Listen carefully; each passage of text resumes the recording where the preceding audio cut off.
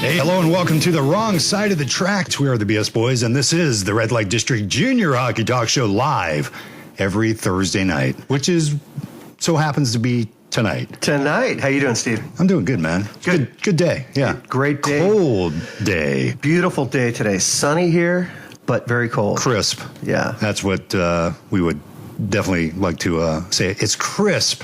We have a great show tonight. Tonight we're going to be talking to John McBride, the voice of the Ogden Mustangs. He'll make a phone call appearance. And then later on in the show, we're going to be tapping into Mike Stanaway, new head coach of the New Mexico Renegades, formerly the head coach of the Southern Oregon Spartans. And we get Mike in second half of the show. And that'll be his second time on our show. Tonight will be interesting because now he has a new team and we'll catch up. Now, typically New Mexico is not on our radar for this show. But being that he's connected to a Northwest Division Western States team, we thought we might catch up and see what he's doing now. And see how things are going down there in New Mexico. It's got to be a big change. So we're going to catch up with Mike Stanaway a little bit later on in the show. Lots of stuff going on throughout all three leagues that we do deal with here on the show. Once again, it's NORPAC, America West Hockey League, and the Western States Hockey League Northwest Division. That's right. Let's just start it off with Josh Tweetmeyer of the West Sound Warriors. He suffered a diabetic and viral meningitis seizure last Sunday, January 13th. He spent some time in the ICU, but has been released from the ICU and is now recovering. And from the last reports, his recovery process seems to be going pretty well. Well, the good thing is he's out of ICU. Absolutely. And, the whole viral meningitis thing basically affects the lining of the brain and the spinal cord. And then being diabetic as well is not a good combination. So thoughts and prayers and good wishes going up there to Josh Tweetmeyer of the West Sound Warriors and hoping he gets well soon and back in the ice. It may be a little bit of a haul for him. But yeah, it's not an easy thing to come back from, but we wish you well, Tweets. Yeah. It's not that we want to see you play against Vancouver again, but we'd love to see you play against other teams. Absolutely. Yeah, so that's kind of what's going on there on the NORPAC side. Yeah, coming in tonight, I noticed pulling up to the building, we had a new graffiti tag out there.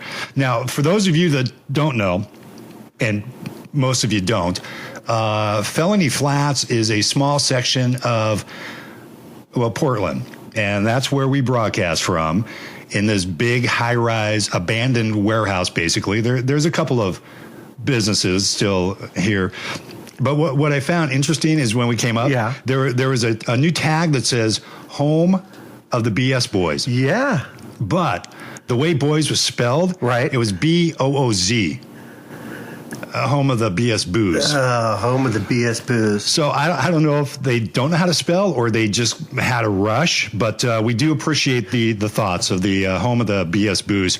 And yeah, some of these guys, some of these taggers, amazingly talented. If I had a business like a bar, I would probably hire some of these kids to come in and actually decorate some of my walls.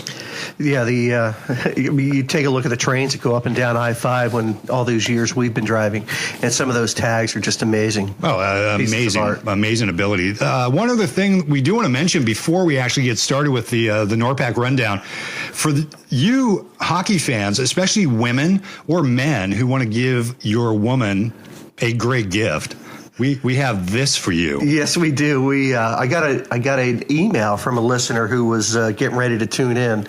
College Concepts Pittsburgh Penguins women's logo thong for $12.99. You can go to shop.nhl.com and see what we're talking about.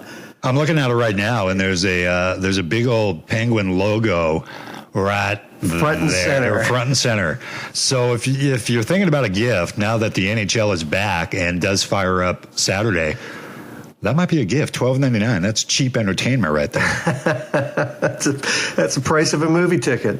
Just you'd never want to have your woman turn away from you. You'd always want the logo facing you. I like it a lot. I wish my wife was a Penguins fan, but she's not. We got to find out if they come in other teams. Yeah, we. Well, look, that opens everything up right there. But we'll. All right, well, stop clicking on things and.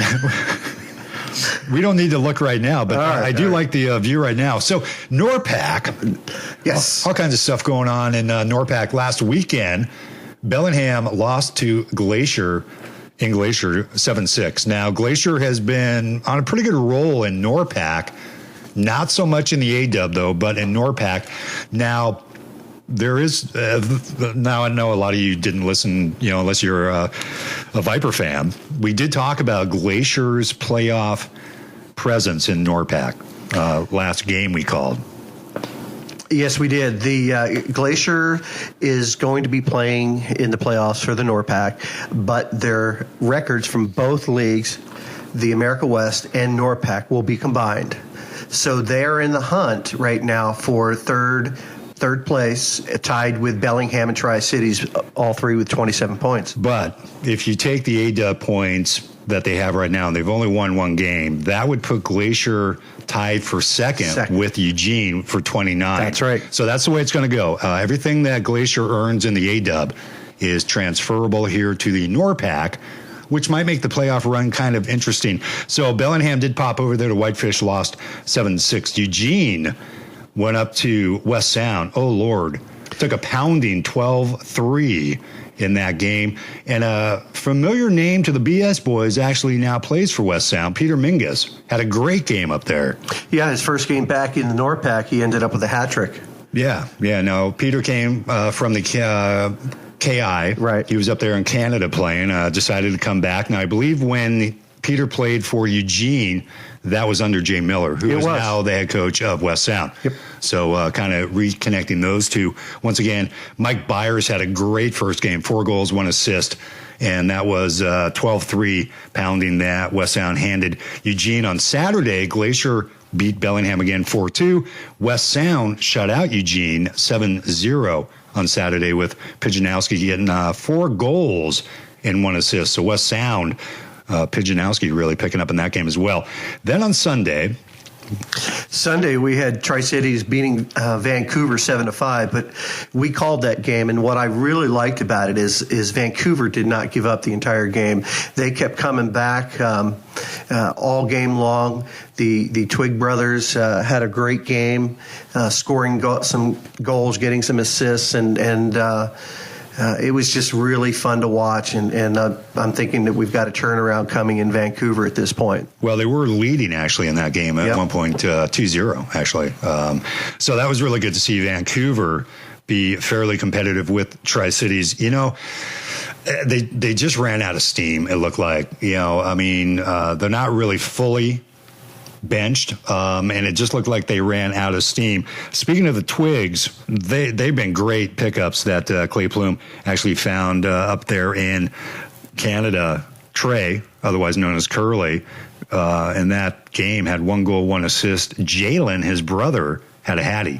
Yeah, 3 goals. Yeah, that was fun to watch. His end of his first week and a half there, and he ends up with a hat trick, and they're both playing well. In 4 games, Jalen Twig, 5 goals, 1 assist. Curly, 3 goals, 1 assist. And and we'll go over the schedule here in just a bit, but great pickups. And Adam Moon, again, involved in that trade from Tri-Cities, has really kind of solidified the blue line a little bit. Curly is a defenseman.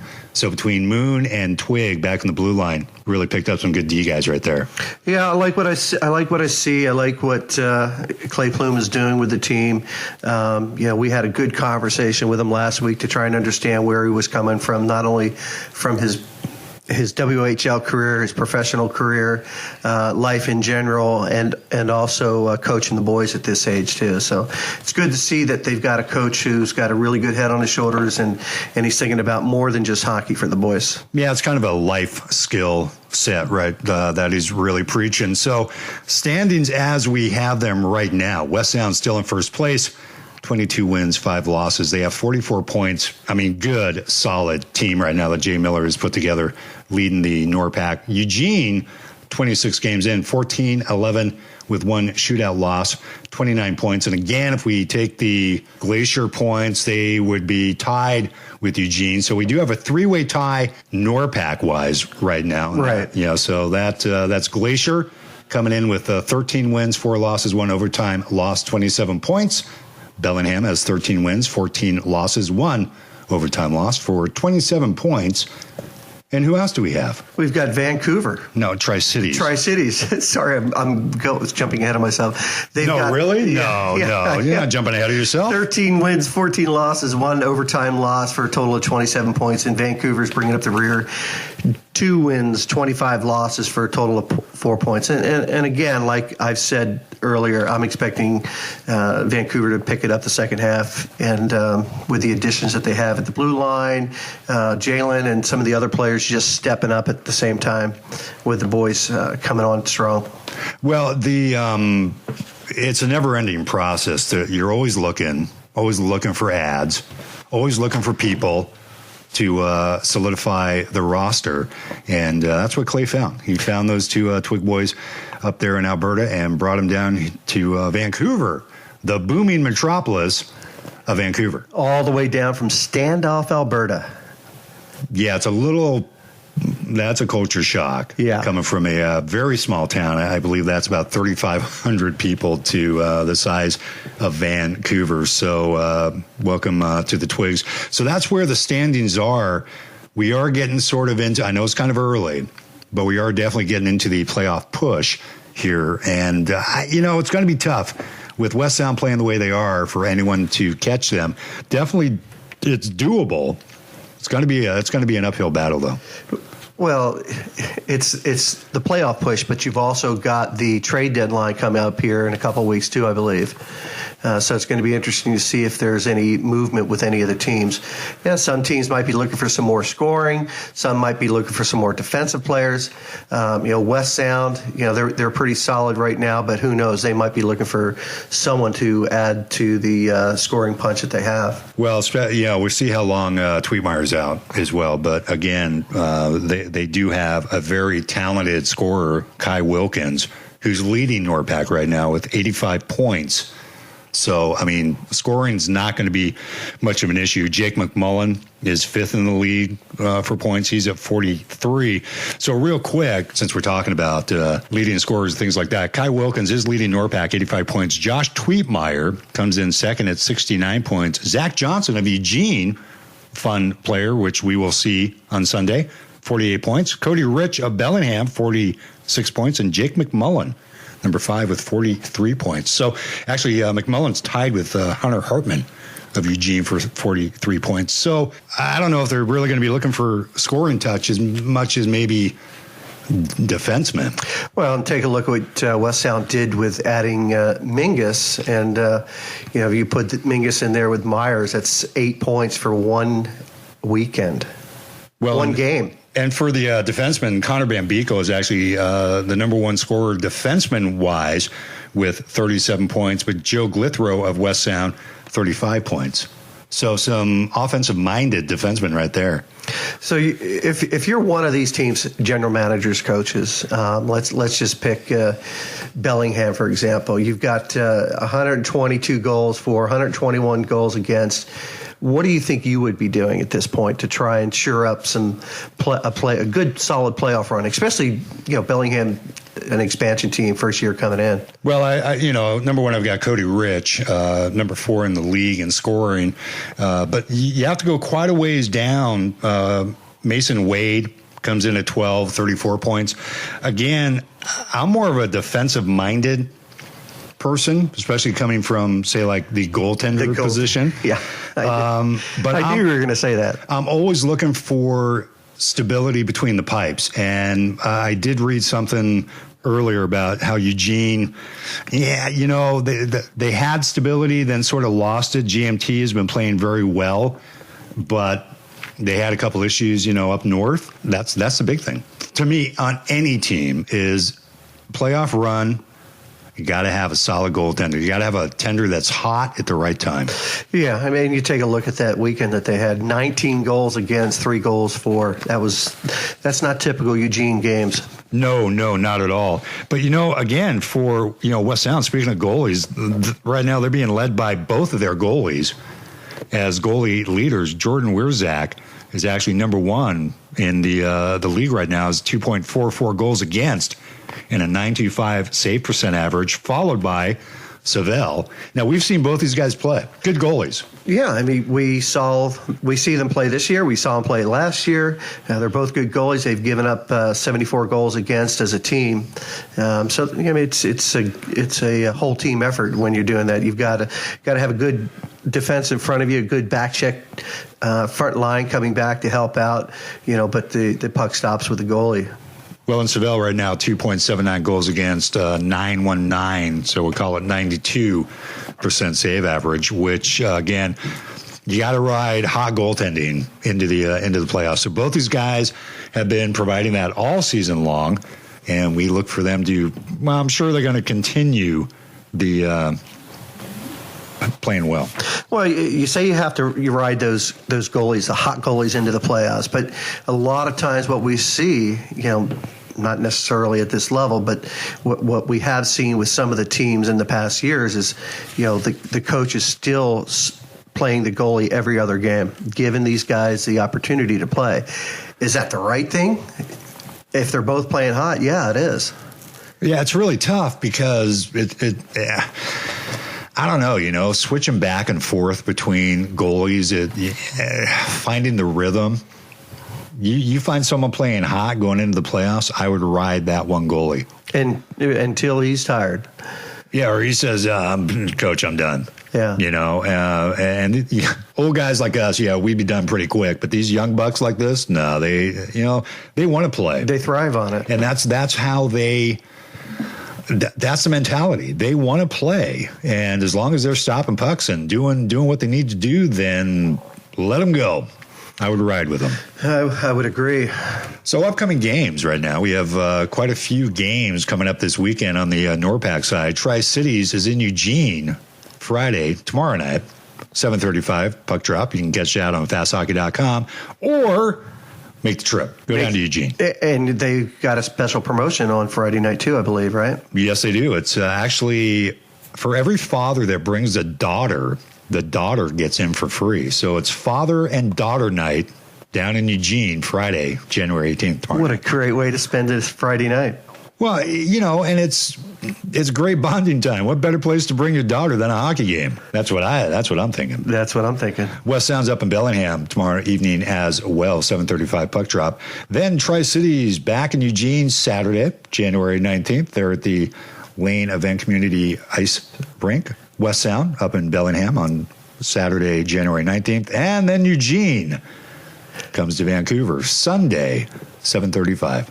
7:35. So that's a late game. So we'll get to see most of the football games all day. Or hockey games. Yeah, they got hockey going on. Yeehaw. Yeah, so we got hockey coming back, NHL. I also noticed they're playing a lot of WHL or CHL games now on Root Sports on Friday nights. Yes, they are.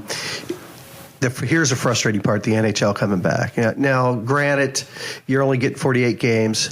They're charging $50 for NHL Center Ice. But NBC is playing on the East Coast. They're playing the Flyers and Penguins. On the West Coast, we're getting Chicago and I believe LA. Yeah. I would much rather see the Penguins-Flyers game. Well, sure, we would, because we're from back there. But I've given the West Coast option. I'm sure a lot of people would rather maybe see the Kings play. I mean, defending Stanley Cup champions. I don't know. Yeah, and up until this year, everybody that was in the Northwest that was watching football games was hoping the Seahawks would be on. Did you want to watch the Seahawks 2 and 3 years ago on a Saturday afternoon? Sure. No, you didn't. No, I didn't. No. Yeah, I did. Yeah. Yep. Sure. Nope. Playing in the Kingdom. Jimmy Craig. Jimmy Zorn, yeah. I mean, you got to ride the wave. And again, these networks are there to make money, so they're going to put the teams on that, will attract a lot of listeners. So I don't know. We'll see what happens. I'm not really sure I'm going to be around much on Saturday, but you never, ever know. So that's pretty much the whole NORPAC thing right there, folks. The upcoming schedule, got the standings, who's doing what, where. We definitely want to invite you to send us an email, psboys@live.com, if you have any questions or anything you'd like to ask us right now. If you would like to call, which would be brave and daring, but definitely try to call. We'll take your call live on the air 971-258-2840. But not during an interview. We'll just put you on hold. Well, we won't. It'll be busy. No, it rings through, Steve. Then it'll go to voicemail. Yeah, I'll put it through to voicemail. No, you won't. It goes there automatically. Okay. Don't make people think you do more than you do. Look at this. Look at this guy. Think, oh, my goodness. Oh, yeah. No, if you want to call anytime, try. It'd be fun. Yeah, okay. When you're hearing that bonging in your ears, you'll understand that. Never mind. We'll deal with it. Yeah. So anyway, 971-258-2840 is the line of BS. Give us a call, and we'd love to send you to voicemail or bsboys@live.com. Send us an email. So we are going to go ahead. We're going to take our first break here. We are going to go ahead and try to get a hold of John McBride, I believe. Yes. The voice of the Ogden Mustangs here in the Western States Hockey League Northwest Division. This guy, very professional, great product. I got to say, out of all the people that I have actually watched on Fast Hockey, this guy is awesome. He is very good. Does those in-between period interviews, players, coaches, who's ever willing to talk. Professional. Yeah, very professional. Very professional. I don't know. Maybe we should take notes on how to do what this guy does. We might even get paid at that point. Maybe. But I mean, 3 cameras, wireless mic setup. Nah, that takes a budget. Yeah, I know. Yeah, and we blew the entire budget on what you're doing right here. So we're going to go ahead and take a bit of a break, folks. We'll be right back with you as John McBride, the Ogden Mustangs, will be joining us. You're listening to the Red Light District Junior Hockey Talk Show with the BS Boys. If you'd like to advertise on the show, you can send the boys an email at bsboys@live.com. That's boys with a Z, bsboys@live.com. Or leave a message at the line of BS, 971-258-2840. That's 971-258-2840. I'm having a repeat of 4 years ago with you guys, man. I'm just not impressed with this. I've got audio, I've got video, I've got all my stuff set up. I spent 3 days doing it. I'm good on my end. So what's going on your end? I got a countdown duration of 41 seconds. It's connected. Status connected. That tells me we are online. So, yeah, so it's your fault that you were on the wrong game. You need to talk to your supervisor about it. I'm not impressed with it. Goodbye. Idiot was on the wrong game. And it's a good goal. So we'll hit the siren again, folks. No, they waved it off. What a bunch of pansies. Long lifting pass for Eckerbrecht at center ice. Eckerbrecht will glove it down. Turned over to Rosette. Rosette and Eckerbrecht got a 2-on-1. And now Cyphers is going to call a hand pass? What the hell did Cyphers call?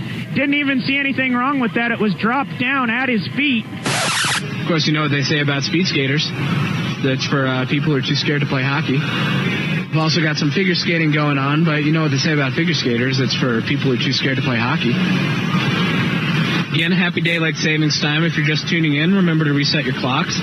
Or, don't reset your clocks and consistently be an hour, I believe it would be an hour late to places. Or an hour early, I don't know. Zamboni is out on the ice, doing a good job so far. As it is widely known, Zambonis do resurface the ice. Looks like we got Colton Siegel also heading down to the Totems locker room, probably to try to put on the foil. We're expecting some blood in this game. We're gonna scrape it off the ice though, donate it to starving children in Africa. Once again, we've got the third game of a 3-game series. As is Moose custom, we are keeping the Seattle players, the Totems, on their bench, as they cannot be trusted off it. We'll see what goes down today. Seattle Totems have number of player Drew Ross, kind of a little Sean Avery kind of guy. Let's see how he does today against this Moose team. They've been going at him, and he's kind of been turtling. He's been scared.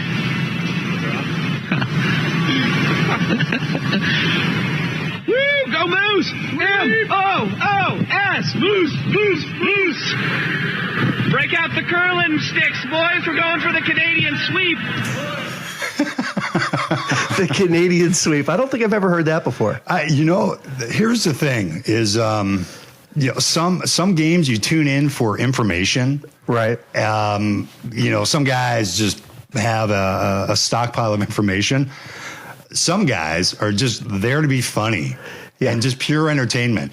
A couple of these guys. Now, just so you know, that was all live. On Fast Hockey. It was all on air. Yeah, all live on Fast Hockey. Every once in a while, we get some pretty good sound bits. Bits. Computer guy. Guy. And that's going to bring us up to the first interview. We're going to actually have John McBride on. Now, John is the director of broadcasting and social media, no less. And I'm telling you, out of all the games I've watched on Fast Hockey, yep.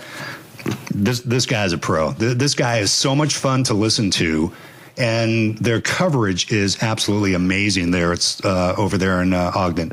Incredible production value. Multi-camera angle, wireless mics, interviews in between the periods. It's just the feel of it. It doesn't feel like just thrown together. So we're going to bring John McBride on the line. Let's do it. See if John's there. John, can you hear us? Okay. I'm here. I can hear you guys. Hey, John, how are you? Doing well. How about the both of you? Oh, we're doing good, man. Good, man. Now, we're complaining it's kind of cold here. It's about probably 28, 29. What's the temperature there in Ogden? Oh, it's been a balmy 16 to 18 degrees during the day, but it had been down into the single digits, a few degrees below zero even. We've had a bit of a cold front down here. Yeah, that's a little bit too cold for me. Anybody. My wife still gets mad at me. I open the window. It's like 20 degrees out, and I open the window. She's going, "What are you doing?" I'm warm. I like the chilly fresh air. But single digits is a little bit kind of wacky. So let's just catch up kind of on your background there, John. How long have you been there with the Mustangs? Sure. Well, the Mustangs, they're just in their second year after moving up from Bakersfield to start last season. So last season was the inauguration, and then started with the team there, and we're in our second season right now. And how's the reception been for the team there in Ogden?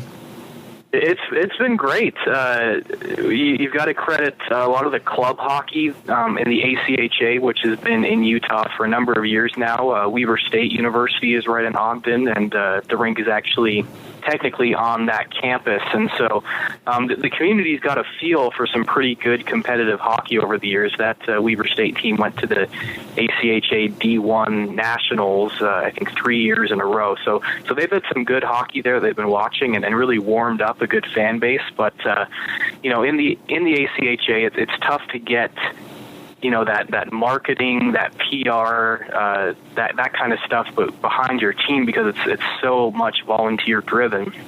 So you bring in, quality owners like David and Lori Miller, who own the Mustangs, and they're willing to put up a bit of money to get some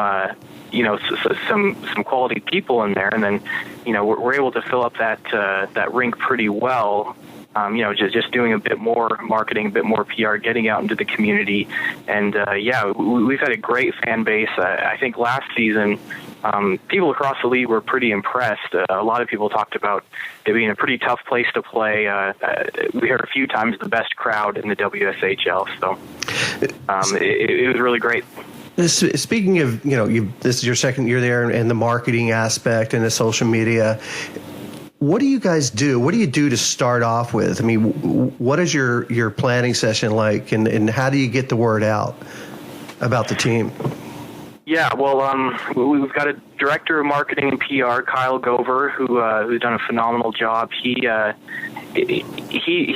a great job of just getting into the community and getting our name out there. We have a great rink that actually lends itself to a VIP room that's catered by a local brewery in town, and so we get a lot of good companies and organizations to come into that VIP room, and then a lot of other partnerships, a lot of charity work. with that horrible Newtown, Connecticut shooting, one of the little girls who was shot that day was actually born in Ogden. That's right. Her family all from Ogden. So, we did a big benefit for that and raised some money there. And so we're always looking for opportunities like that to get into the community and, really be a part of the everyday experience there.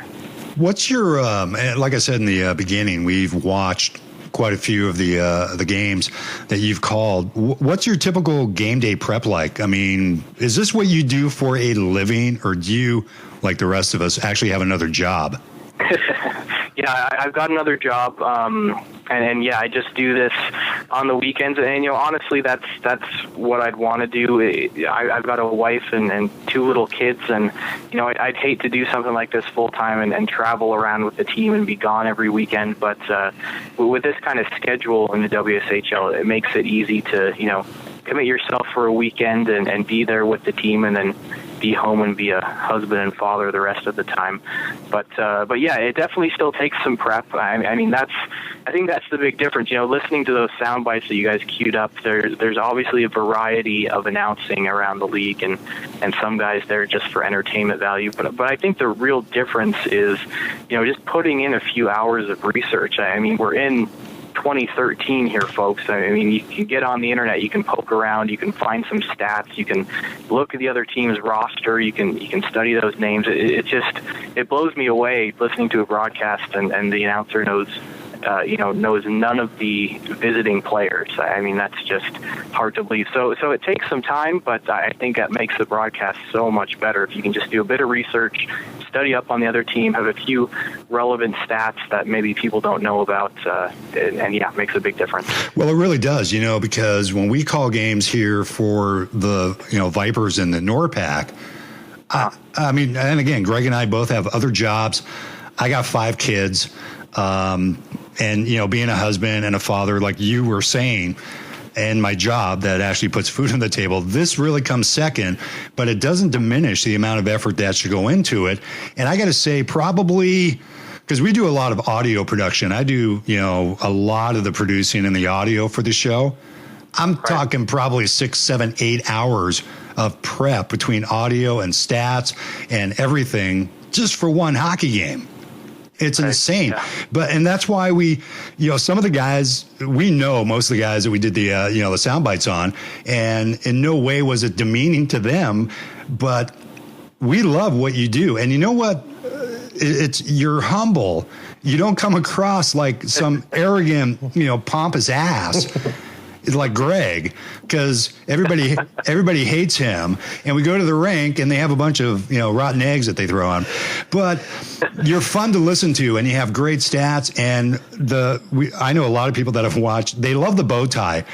Is that does your wife do that to you? Does she go, "Hey, John, wear this bow tie"? Where'd that come from? That's actually something. Well, first of all, thank you for those compliments. I appreciate that. But that's actually something the owners talked to me about on day one with the interviewing. David Miller said, Now you've seen that Don Cherry guy, right? The jacket, the ties, yeah. Yeah, exactly. So I grew up in Southern Ontario, and Hockey Night in Canada every weekend. So I'm a big follower of Don Cherry, and so I had no problem. They were very encouraging of a few crazy suit jackets and ties, and just doing a little bit of branding for myself. Standing out, doing something a little different, a little memorable on the broadcast. So, yeah, try to mix up the jackets. Went to a fabric store, bought some old couch fabric. Oh, nice. Sewn up into a jacket or two. So. But you got rid of the stains, right? What's that? Get rid of the couch stains before you turn it into a jacket. Oh, that is awesome. No, and that's sort of one of the things that really makes your broadcast enjoyable. I know a couple people that tune into other broadcasts, not for the information, not for what's going on the ice, but simply for the commentary. Sure. And it's scary sometimes going, whoa, how can this go out over the air? Like Greg, half the time I got to hold the mirror up to his nose to see if he's even breathing, being my color guy. And half the time they got to, duct tape and super glue my mouth that's together. because I'm doing a lot of technical stuff behind the scenes that people don't see. And stop making yourself sound like you do anything. Yeah, okay. We know the truth. All right, the next time something goes wrong, we'll find out. So what time do you usually get there before a game to get started? We have 7:30 games. I'll usually show up at 5:30 just to get equipment ready, do a check or two, check in with. I try to talk to both coaches before the game, just see if there's any last-minute changes to the roster or injuries or things I'm not familiar with, doing research online. But I usually give myself a good 2 hours to get ready for the broadcast. That's about what we do. Yep. And you know, especially when we look at the roster, if there is a name that we're about to butcher, we always try to phonetically spell it out, so we sound somewhat organized, like we know what we're talking about. So here is you're in a really, you being the Mustangs, in a very interesting position. Second place. Yeah.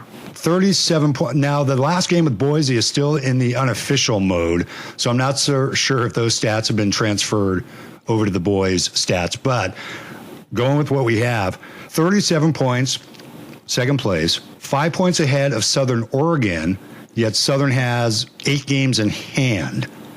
You guys are off for a while. Southern's in Salt Lake this weekend. If they sweep, Southern jumps over the Mustangs by 1 point. You guys and Southern right now, I think, for the rest of the season, will be the two teams to watch. Oh, yeah.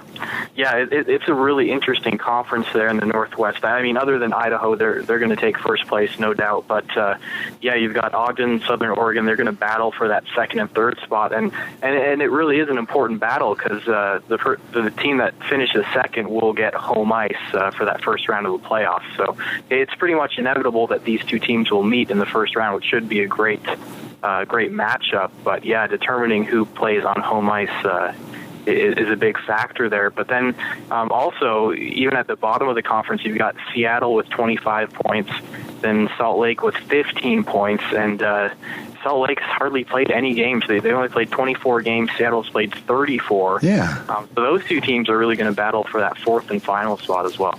You guys are looking behind to see where Southern's going to fall. Seattle's looking up and behind because Salt Lake's played so few. I think Salt Lake still has, 22 games left to play? They had a really light first half of the schedule, and now this second half, they do not have one weekend off the rest of the season. They're playing every single weekend. That's kind of the way Seattle was like the road warriors of this division, man. They were on the road constantly. Now, going back to the old Ogden Southern thing, these guys have played 6 times. They're 3-3. Southern went over to Ogden, went 2-1. Ogden came to Southern, went 2-1. That would be a great battle to watch. Oh yeah, those were phenomenal games to call. That was just our second home series of the season, and those games were a ton of fun. The scores were a little deceiving: 6-3 Ogden the first game, 6-4 the second game, but both of those extremely tight. And then Southern really bounced back in that Sunday game. For some reason, Ogden always has a hard time on those Sunday morning games, the third game of the series, and Southern really buried them 7-2 in that one. But those two teams have played extremely tough each other. Both are two of the most penalized teams in the league as well. Very physical games. So definitely something to look forward to come playoff time. Well, that's kind of changed a little bit with the departure of Mike Stanaway. Going to New Mexico. We've watched Southern play. Again, they're very close in proximity to us. And the 3 games that they have played so far, actually 5 games that they have played so far, those penalties have pretty much, you still got the odd, drop the gloves, let's have a throwdown, but that's just acceptable hockey. But the penalty minutes have just diminished immensely, yet I believe they're leading the Western states, and Ogden's just a few behind. So hard fought battle. So that would be kind of fun to, keep a watch on. Now, Mustangs only have 10 games left in the regular season. You guys had a heavy first part of the season. Yeah, there were a lot of games in that first half, and it was just it was so up and down. I mean, that's been the story of the Mustangs season is league wide. I mean, this is a team that probably has the most depth of anyone. They've got 4 first lines they can roll, and some great goaltending, some pretty solid defense. They've got a ton of depth, but they just haven't been able to fire on all cylinders. So that first half of the season, very heavy schedule, a lot of games played, and you saw an incredible team that went up to Idaho and was up 4-0 in the second period against Idaho before falling 6-4.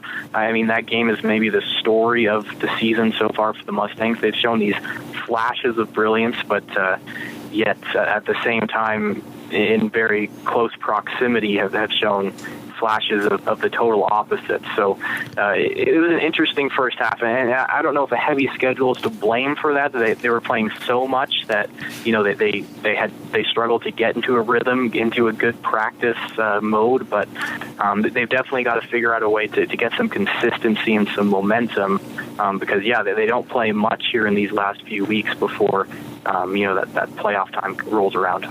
Yeah, well, it's tough when you're that age. You probably got a lot of kids in high school, so they're trying to get their schoolwork in. They've got practice during the week as well. They could start traveling, heading up to Idaho, Thursday night or very early on Friday morning. So it's not only rough to get in a rhythm for the hockey games, but schoolwork and anything else they've got going on in their personal lives too. And they're just young men. Oh, yeah, you've got to keep reminding yourself of that. I mean, these guys on the ice, they're so talented and they're so fun to watch, and you've got to remind yourself, these are young kids. These are 16, 17-year-old kids that are still figuring life out. And so definitely, I think that's a great point, Greg, and yeah, these are kids figuring it all out. Some of us are still trying to figure things out, too. It never stops. True. It's always a learning process. Well, especially, they're playing they're playing a contact collision sport, and we've seen these young guys, they get hit, they go off, they get stitched up, they come back. If it was any of us, we get hit that hard, it's like a month of disability from work. Yeah, not going, not showing up. So young men playing a very physically mature game. Now within those games that the Mustangs have left, 4 of those games are against Idaho. Yeah. That's going to be tough. Yeah. 4 against Idaho, all on home ice, which will be interesting to watch. I mean, McCall is a horrible place to play on the road, but coming back to Ogden, I mean, obviously Idaho, they still haven't lost on the road this year, but right. You've got a bit more of an edge there. Last season, where the Mustangs were a much, much less talented team last season. They were falling by even bigger scores to Idaho last season. But about midway through the season, the Steelheads came to town for the first game of the series, and the Mustangs took them to overtime in that game. Were leading late in the third period, and Idaho came back and tied it late and then won in the shootout. But that was actually a turning point of the season last year for the Mustangs, that they could prove to themselves that they could hold their own against this reigning champion of the league. And so I think the few guys that are back from last season are going to remind the squad of that last year, that they really played a great team tough and really frustrated them on the road. And so they showed last year, again, flashes of brilliance. If they can replicate that, then they've got a chance to win a few of those games. But they're going to have to win a few of them, that's for sure, if they're going to hold off Southern Oregon behind them. Well, definitely the championship goes through McCall, literally, not only through the team, but I guess that's where the championship tournament finals are going to be held. So that's going to be a very interesting go-around to see what happens the rest of the season. Mustangs right now being led by Christian Kraus. I mean, I've watched tape on this kid. This kid's the whole deal, man. I mean, this kid is a great all-around package.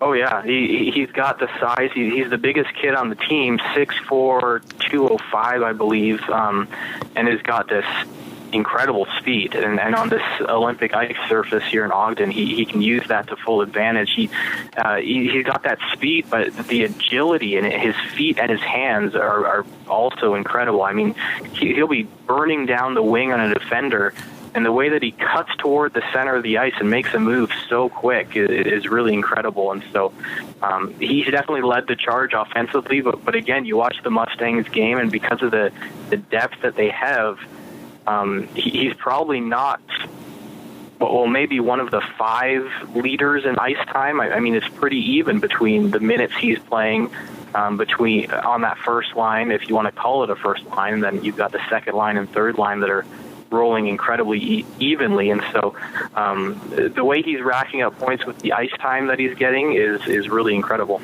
Well, the difference also, Christian leading the team with 35 points all the way down, you got Dusty Watt at 29, Ole Benstrom at 26, Zach O'Mara at 24, Sean Haltram 23. I mean, spread out really well. But they're not real far apart from each other, which goes to solidify the fact that there is no one line. These guys are getting scoring 4 lines deep, and what a great gift to have. Yeah, especially at this level, and as you get later into the season, and the wear and tear gets on some of your top guys, it's such an asset to have 4 lines you can roll, and for the Mustangs, again, going back to the amount of penalties that they take, they've had a number of suspensions they've had to deal with this season too. Bobby Chamberlain right now, who is 3rd in goal scoring on the team, is out for 3 more games, I believe, after leaving the bench early in his last game that he played. And so they've had a number of instances this season where they've had to plug holes like that, and unfortunately on some suspensions. But, to have that depth to plug in there has been key. Pretty good goaltending, too. You got Tyler Fallica right now, 11-9, 1 overtime loss, 3 shootout losses, and 1 shutout, 3.67 goals against. Call it, let's go 90% because it's .898. So Tyler's playing fairly well. But again, and we talked about this a little bit earlier in the show, you get that playoff mentality going, that stretch, you've got to be locked in between the pipes. Now, is Joe Kaiser a new addition? Did he come from back east? I understand. Did he play for Coach LeMay before? He did. Last season, he played for the Florida Junior Everblades, where Coach LeMay was last season. Then this season, he started off in the OJHL with the Cobourg Cougars up in southern Ontario. What happened there was they had just a brutal start to the season. They had Joe in net for them, and then they just kept losing games, and basically the coach said, okay, Joe's in his last year of eligibility here. We've got 3 other young goalies behind him. We're going to start playing these kids, and Joe wasn't getting any ice time. So that relationship he had with Coach LeMay was key in bringing him down here, and he's looked pretty good so far. My first look at him live was the last time the Ogden played a home game against Salt Lake, and he picked up the shutout in that game and looked very strong. So, he and Fallica should be a pretty good 1-2 punch there. Well, Joe coming in right now, 3 games played. He's 1-2, but really solid numbers, 1.76 goals against and a 92% save average. So, nice pickup again. That's going to be huge as it goes down to the wire. That goaltending, defensive positions, guys putting the puck in the net. And it's been a lot of fun watching, Ogden kind of proceed. Now, again, we said before that Southern and Ogden are the 2 teams that I'm going to be watching primarily in the Northwest Division. Oh, absolutely. We will be watching them whenever we don't have a game at home that we have to broadcast for, if they're at home. If they're at home, yeah. I mean, even watching them on the road. We do want to make mention real quick, for those of you listening in the Ogden area, mark your calendars, come skate with the Mustangs 7:15, January 25th at the ice sheet. Meet the players, take pictures, get some autographs. Best of all, though, what's that? It doesn't cost to get in, man. It's only like $1 skate rental if needed, and you can hang out with your favorite Ogden Mustang hockey player there at the ice sheet on January 25th. Nice promotion. At 7:15. No, and that's it's a community event. I know a lot of times we talked about it, you forget these are kids, and it's so fun to put them out in the public and let the public come hang out with them. Then they realize they're going, oh my God, they're babies, some of these guys. Yeah, and I think it's a good thing for the kids too, because it gives them life lessons, how to handle meeting new people and a bunch of people. Well, and then, also because, John, you do interviews with players. Now, do you find sometimes that the kids are a little hesitant or kind of tongue-tied or when you interview them? Because I know some of the guys that we interview, they're a chatterbox off air, but as soon as you put a mic in front of them, it's like clamp up. Do you find that with these guys? Oh, there's a huge variation, especially at this age. You've got some kids who, are, like you said, are really talkative off the camera. Then in front of it, they freeze up.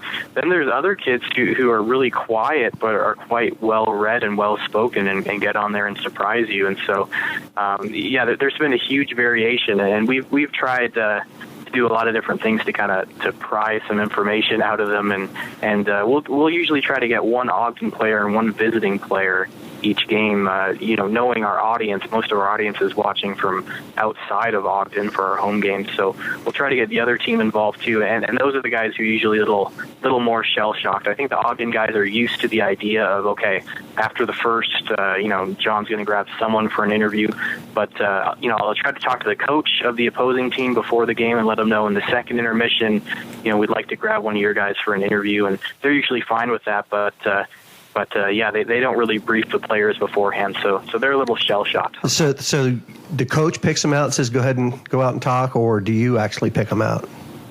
It depends on the coach. Usually we'll try to ask for a guy who, has had an impact on the game, because then you've got a few easier questions for him. If he's had a goal or an assist or made a nice play, you can ask him to just kind of walk through that on air. So we'll usually do that, but if the coach is less comfortable with the idea, we'll let him pick his own guy. Although that backfired on us once. I won't name the coach, but we went to grab a player, and he said, I'll grab someone for you. And he sent out a player who wasn't even dressed that night. And I said, Coach, what am I supposed to ask this guy? And that was one of the more interesting interviews. But other than that, we've had good experiences with it. Well, sure, when we've watched, it definitely is a lot of fun. Brings a whole new element to the broadcast, talking to the kids and, finding out from their perspective on the bench, on the ice, what's going on and things like that. And we did that last year. We had some, when we had the wireless mic that Daniel brought up, we also put our intern Ryan last year, while the game was going on, sent him over to the corners to, report on what exactly he saw being that close, because our old eyes can't always see exactly what's going on, 150 yards away. Yeah, well, someone has old eyes. Yeah. I'm not sure which one of us. I think between us, we have one good eye out of all four. John, we sure do appreciate the time and, calling in and giving us a perspective going on there in Ogden. Like we said, love watching your stuff, and we will continue to watch your broadcast as the season goes on.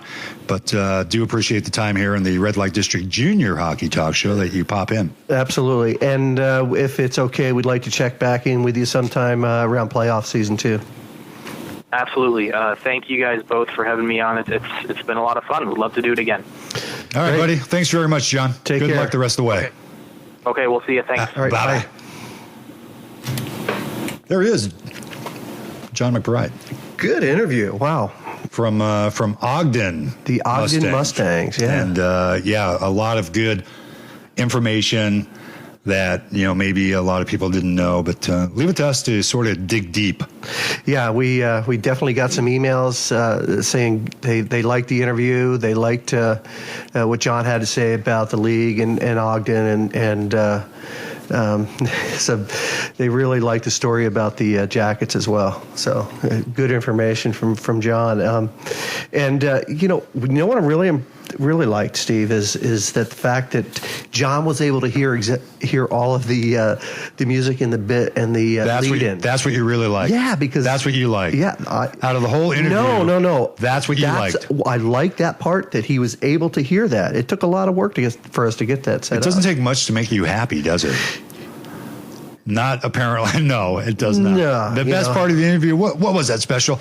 It's that he got to hear the music and the sound bites before. Because it wasn't working before. I just am happy we've got that dialed in. Okay. It was great talking with John, though. It was great talking to John, and we will catch up with John later on as the playoffs get closer. We have a lot to talk about, though, still. The A-Dub. A-Dub, America West. Got to talk about the A-Dub here. Helena still rolling, 29-0-1. Rolling. Literally just rolling. Still in first place. Followed up by Yellowstone, 32 games in, 21-9. 2 overtime losses, 44 points. Gillette, still in third place, 39 points. Missoula, 35 points. Missoula, have you watched any of their broadcasts at all?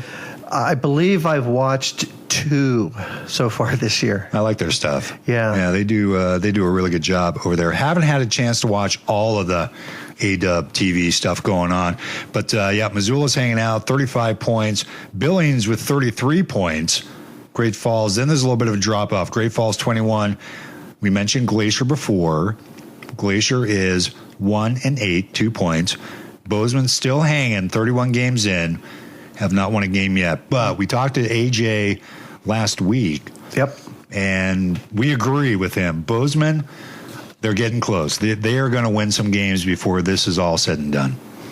Well, you would hope so. And we're running into something similar with the Vipers as well. 2 wins throughout the year so far, and we're seeing some spark and some good things happening the last couple of games with the addition of some players that they brought in after the break. Yeah. So the upcoming schedule for this weekend, Steve, we've got Helena and Bozeman Thursday. Tonight, the game's going on. It's probably getting close to being over. Started at 7:30. Then we've got Friday night at 7 o'clock, and this is, I believe, Mountain Time. Bozeman visiting Gillette. Billings visiting Great Falls, 7:30 start time. Then we've got Missoula visiting Helena, 7:35 puck drop. Nice P on the old, yeah. Yep. And nice then puck drop. Puck drop. And then we've got Glacier visiting Yellowstone, rounding out the Friday evening games. Puck drop at 7:30 as well. On Saturday night, we've got Bozeman visiting Gillette. That's 7 o'clock start time. Missoula at Great Falls, 7:30 start time. Billings again playing Helena. Glacier following up with Yellowstone. And rounding out the weekend on Sunday, Great Falls playing Missoula at 5:30 p.m. They got a lot of teams over there in the A-Dub, a lot more than we have here. And well, it seems like, I mean, they only have like, 2 more teams than us? Yeah. But boy, are they busy. Unlike the Western states who love to play Friday, Saturday, Sunday. Yes. Tillies. NORPAC, every now and then we have a Sunday, but it's usually not like Eugene, I think, is going 3 in a row, Friday, Saturday, Sunday this week, but they're not all at one place. So when the Western states teams travel, it's like 3 games. Like Southern and Salt Lake, it's Friday, Saturday, and Sunday. And Sunday afternoon. And they like to get those 3 games in because they're traveling such a long distance, right? And taking advantage of that bus ride and $5 a gallon diesel fuel for the bus. It's really expensive. It is. That's a long way to go. The weekend games in this last weekend, Great Falls beat Bozeman on Friday 4-0. Yellowstone fell to Helena 8-1. This is all on Friday. Missoula 5, Gillette 1. What happened Saturday? Well, I'm still Helena. Yeah. I don't know. They've just got this magic thing going on. They are dominant, top to bottom. For the amount of times we've talked to reps from Helena, not that they're infallible. They can be beat, but it's just who's going to beat them. When are they going to beat them? Well, we'll see. We've got almost a half a season to go, right? And then playoffs and nationals. So we'll see what happens with that. Yellowstone 11, Bozeman 1 on Saturday. Yellowstone rolling hard on Bozeman. Helena again 6, Great Falls 1, Gillette 6, Missoula 5. That was a good game. Now the only loss to date for Helena was back on October 12th versus Gillette on the road in Gillette. Double OT. Gillette scores on a power play with 22 seconds left to go in the second overtime. Gillette was outshot in that game 87-41. Oh my gosh. 87-41. Those are accurate shots, I would expect. Yeah, we've seen some games where the person keeping shots on net has no clue whatsoever what an actual shot on net is. As long as the goalie touches it. Could be 3 feet outside, to the right, to the left, a foot and a half over their glove, which is probably about 6.5, 7, probably 7 feet, right? And that they count that as a shot. Anything over the crossbar, outside the post, sometimes people count it as a shot, which drives me crazy. Nuts. It drives me absolutely nuts. One point, someone actually said, I think it was West Sound, 99 shots on Vancouver. Yes, it was not West Sound.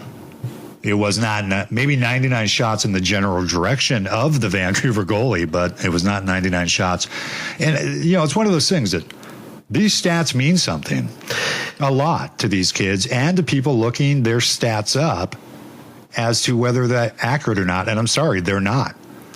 Point streak is not accurate. It's not accurate. And, you know, we saw an issue with our point streak this past weekend, too, where the game wasn't finalized.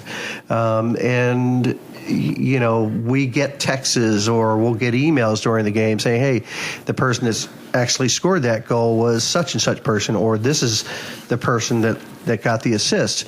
Because you may have a pair of brothers or cousins or people with the same last name, and they accidentally give it to the wrong one. Or they don't pick up a goalie change. That's a huge one. That's huge. Because we pick that up, and we always, I always head down and make sure that Point Streak has that information, and they've changed that because there's a lot of times where she is just, whoever's running Point Streak for us, they're just so busy, number one, trying to keep track of when to start the clock, stop the clock. Number two, trying to put penalties in, making sure that the penalty box area is running smooth. It's a lot of work. That's she actually has. Well, it's not even Vancouver. It's across the board. Every single team. And I've seen where it is. Goalies are in the stands and they're listed as playing. Yeah. Players too. Just ridiculous. Hopefully they got to figure that. We could have a whole show about that. We could, but we're not going to. Hey, listen, it is Parents Weekend coming up in Helena as the Bighorns host Missoula on Friday and Billings on Saturday. So it's a Parents Weekend in Helena. Does that mean that our buddy has to head over this weekend and hang out? I don't know. I don't know if he's actually going over there or not. But we do also want to say the Bighorns Corner Bar is the perfect venue for your next group night out. Corner Bar rental accommodates 25 to 50 people and includes game admission, pizza, beer, and a personal bartender, which we would love, and soda. Great for company outings, bachelor parties, reunions, and birthdays. Very nice. Or even bachelorette parties. Let's that'd be even better. Give Carrie a call at 406-457-2817, extension 816. Or you can email Carrie at helenabighorns.com to reserve your Bighorns Corner Bar event. And that's Carrie with Karri at helenabighorns.com. Yes, indeed. Listen, we're going to go ahead and take our second break of the show. We're going to go ahead and try to get Mike Stanaway on the phone. So, kind of hang out. If you want to send us an email, please do so, bsboys@live.com. We've gotten a couple so far complimenting John on his great professionalism. Nothing about us. That's fine. Because, we know who we are. Yes, we do. Because we're not all that great, Well, we are professional to a certain point. Anyway, we're going to be right back with you. Actually,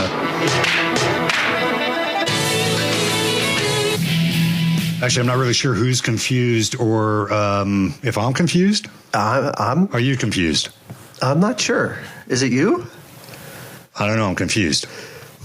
Someone's confused, but can we nonetheless, think about it? We can think about it. Okay, we'll not get back too to long that. though. Okay. Hey, life went topsy turvy over the Christmas break as it did. As Coach Stanaway and the Southern Oregon Spartans parted ways.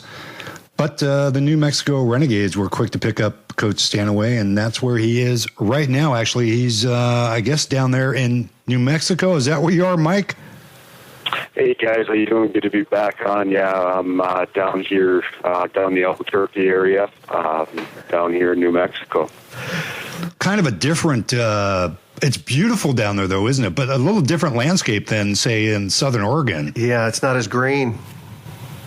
Yeah, not as green, but absolutely gorgeous landscape. As far as the town, a few more amenities here, obviously, that you're going to have in a bigger area. But myself and the boys really enjoying it down here. Yeah, I love down in the Southwest, especially if you like probably Mexican food. It's probably pretty big down there.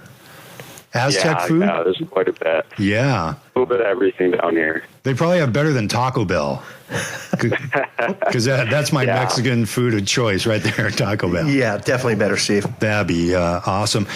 So, yeah, great to have you back on the show, Mike. And we definitely wanted to try to catch up with you and the boys and kind of get an overview. And again, you kind of lead us where you want to go, but you and the Southern Oregon Spartans did part ways, and the Renegades hired you as the head coach. Now, at the time, prior to the Christmas break, they were going on a 10-game losing streak. You show up with the gang, and 3 games under your belt, you guys went 2-1 in Dallas. How exciting was that? It was good. I mean, obviously, to take 2 out of 3 was okay. I mean, we weren't thrilled with it. We really felt we should have had 3 out of 3. But we were happy to get 2 out of 3. It's a start. But obviously we're tweaking the roster. Just made another move by bringing in one of our former guys up there in Southern Oregon, Zach Woodman, who played for the team last year in net. Yep. We just brought him in. He got in about 2 days ago. So, we're looking for him to be able to strengthen up our goaltending and, just looking at, having a good impact in this division. How many practices did you guys get in before your trip to Dallas? We had 2. So we didn't have a lot of time to mesh, but it's getting better every day. Obviously, it's tough to be able to go in with a bunch of guys that really haven't skated together and throwing in completely different set of systems and game plan but they did a good job executing and the players are really buying into it, which is absolutely fantastic. I mean, they're as you guys know, we play a clean, hard, physical style, and that's what we had. We played very, very physical down there, generated a lot of turnovers, which helped us put the puck in the net early and often, and that's the type of style that they wanted to have down here, and that's what we brought. Well, you ended up bringing, a couple boys, well, more than a couple from the Spartans, and they didn't fail to disappoint. They went on the score sheet right away. Nick Sturmel, 3 goals, 2 assists. Lane King, 2 goals, 3 assists. Tyler Dunn, no less, 1 goal, 3 assists, 4 points. How about it, eh? I know. No kidding. Not one fight, but getting on the score sheet. It must be all that Taco Bell food. That kid's he must eat a ton of food. That is a big, big boy, Tyler Dunn. But great to see him on the score sheet. 17 penalty minutes in 3 games. Yeah. It's he ended up getting in a little bit of penalty trouble, but it was one of those things where when he's 6 foot 6 or 6'7", whatever he is, and he hits a player. It's always high, and it just caught him the wrong way. He certainly didn't intend to take a high stick, but nonetheless he got the penalty for it, and but he made up for it. He got on the score sheet, played very well, along with all the guys. It's and we don't have all of them here. We're still waiting on Tim Talpe, who's has a few medical issues right now. So we don't have everybody here yet. But the guys that did get here, immediately made an impact on the lineup. Well, yeah, every player that came with me got on the score sheet that weekend. Yeah, Gervino, DeSimone, Dunham. All these guys tallied right away. And now New Mexico had some success against the Snipers, before, but the big test, I would imagine, especially from your point of view, is coming up this weekend against El Paso. Yeah, it is, and it's unfortunate for us right now that we're a little banged up. Gervino, he hurt his leg in Dallas. One of our higher end forwards, Troy Lynch, has a concussion. We still don't have Talty in town yet, but the big thing for us where we upgraded was our goaltending. I think that was the big difference when you look at when they played Dallas previously. They had Joey McConnell in that who is a shutdown goaltender in this league, but he's up in British Columbia right now. So our save percentage over the weekend was an issue, but we're thinking Zach Woodman's going to really be able to help us out with that. Well, Zach really last year came in and did a great job between the pipes. And now, where was Zach that you actually got him to come back? Zach was in Janesville in the North American League. So, we talked to Zach, and he wasn't getting a ton of playing time, so he was getting released. And with the playoff success he had with me last year, I welcomed him back with open arms. Well, I'm sure, especially if you can lock up kind of a goalie position, because, again, you build from the goal line out. And Woodman, big kid, had great numbers last year, helping to take the Spartans to the NORPAC championship. Now, this is kind of, and again, we're not real familiar, kind of like you, Coach, trying to catch up on this is sort of out of our range with the Mountain Conference down there, since we kind of talk about the Northwest Division.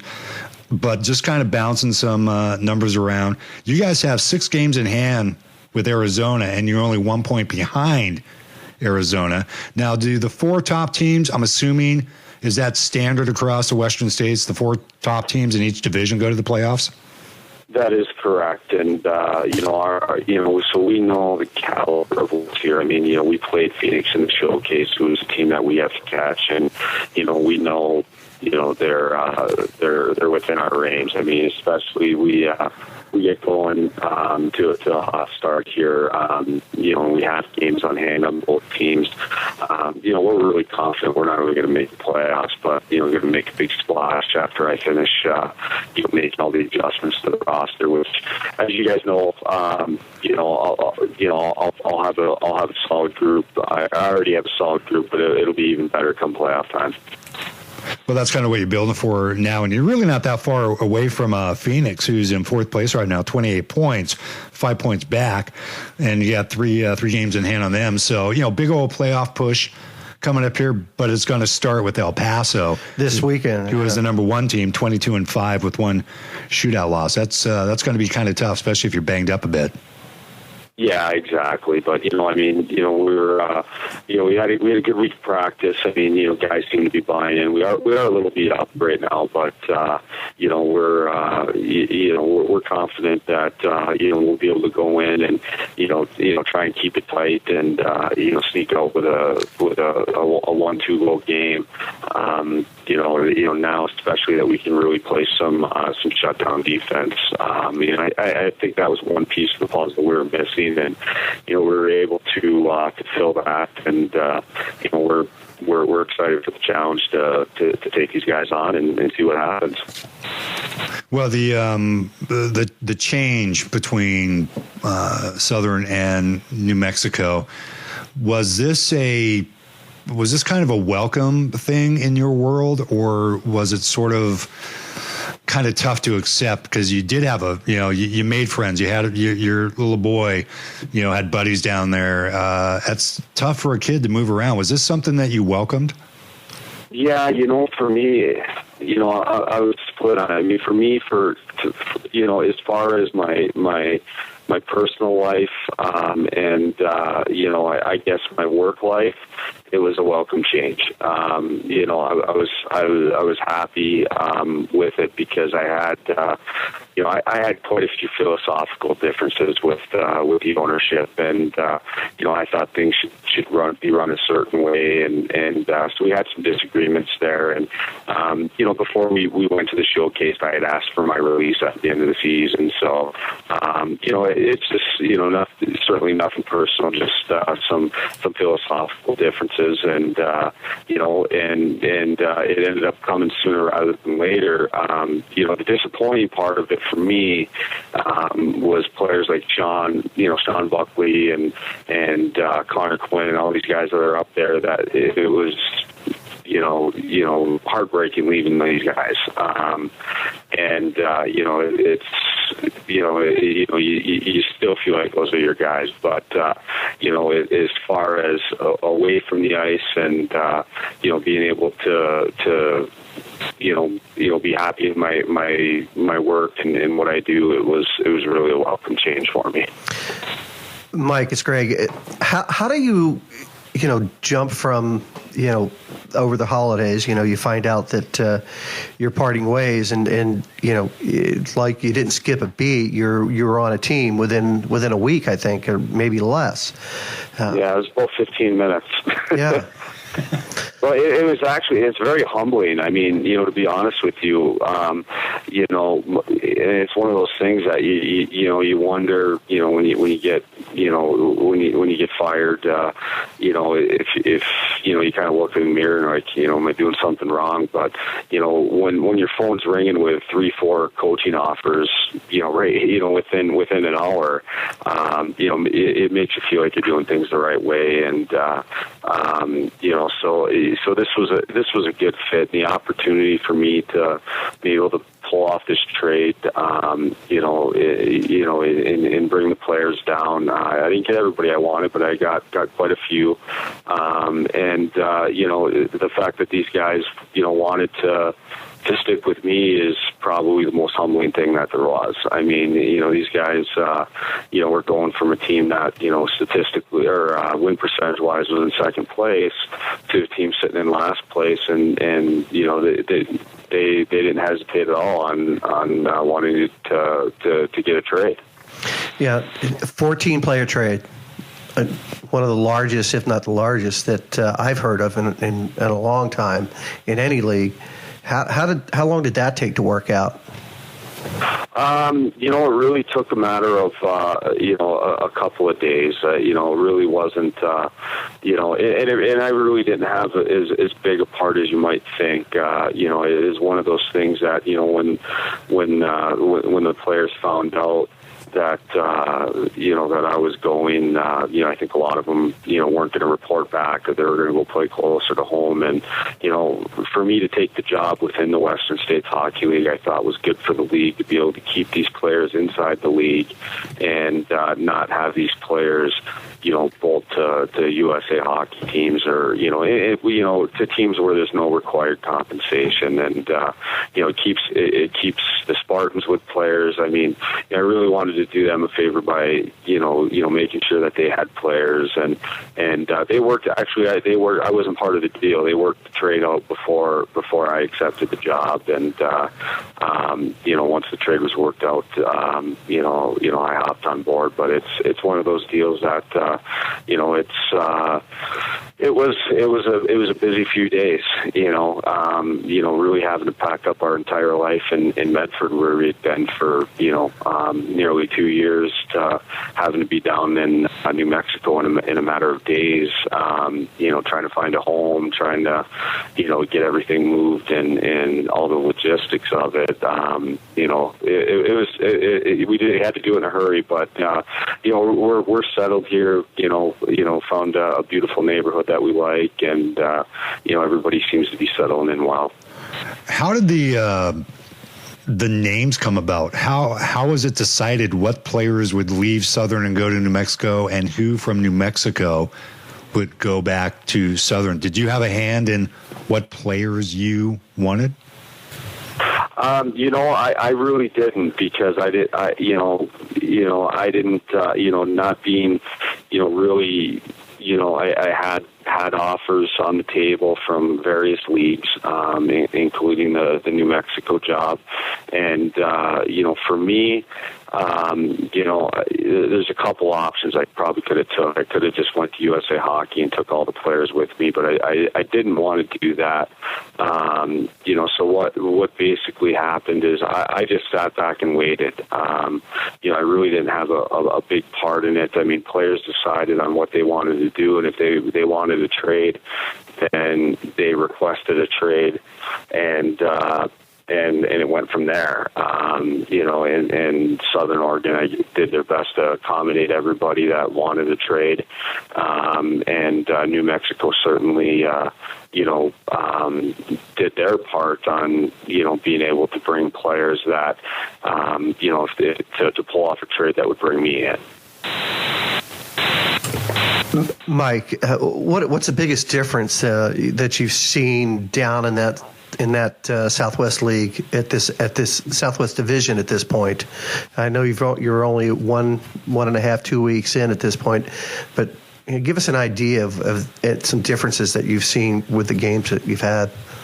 Well, it's really not a lot of difference. I mean, the big thing was for that we noticed is we weren't playing Seattle. We